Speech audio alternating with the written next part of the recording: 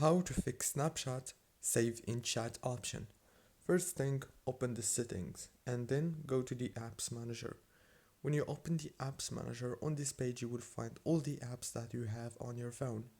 So all what you have to do is scroll until you find Snapchat and then click on it like this, and after that click on force stop and then click on the storage, click on clear data, clear cache, and then all what you want to do next is go back to the settings on your phone, go to the wireless and networks, and then enable the airplane mode for 5 seconds and then disable it, exactly like this.